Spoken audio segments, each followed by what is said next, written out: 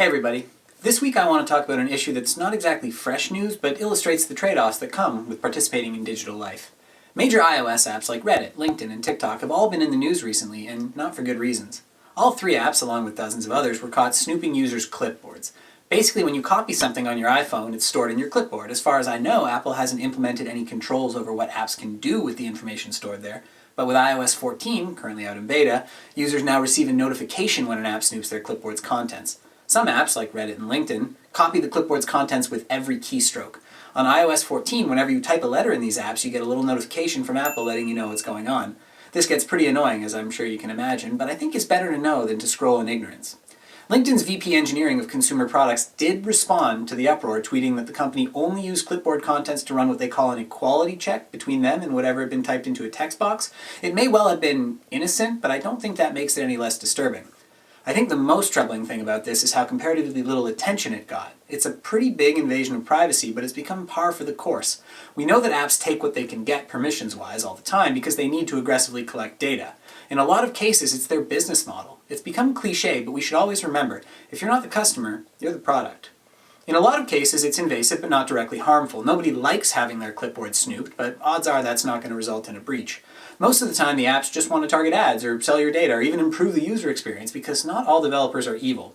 Though some have done some questionable things, like that time Uber geofenced Apple's headquarters to hide the fact that it was tracking individual iPhones even after the user had deleted the app. Travis Kalanick even got called into the principal's office for a verbal drubbing. So why am I telling you this?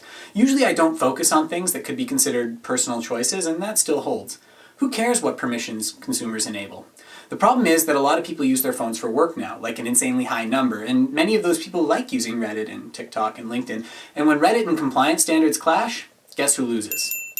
When employees are using their own phone, it becomes a problem. Who are you to tell people what they can and can't download? An obvious solution is to give out phones, but in most cases that leaves people with two phones. Unless they really like gadgets, this solution won't make them any happier. So what's the end-user computing manager to do? I'll suggest a model called corporate ownership personal enablement. It just rolls off the tongue, doesn't it?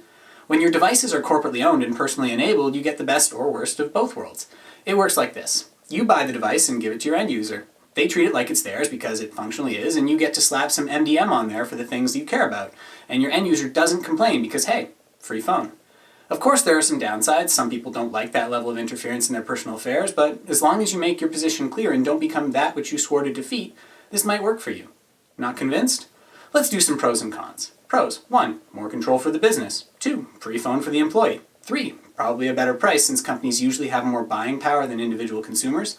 4. Employees have that mobility. And 5. People don't have to carry two phones around. Cons: it's more expensive than just not doing anything and letting people do their own thing. 2. A lot of people are uncomfortable with MDM on their personal devices, even if you as an IT department pledge not to get up to anything sketchy. And 3. People might not like what you buy them. So there you have it, a problem. Questionable mobile app practices that put you at risk. What if some crapware grabs user credentials from the clipboard? Solution: use MDM to manage employee phones and sweeten the deal by buying the devices yourself and giving them away. There are, of course, some potential challenges with this model, but I think they could be solved with effective policies and communication, along with some choice. Give employees a menu. I'm not saying this will work for everyone, but it's definitely worth considering, and I think it's far more fair for everyone involved, except TikTok. I can't picture many companies letting people use TikTok on company-owned devices.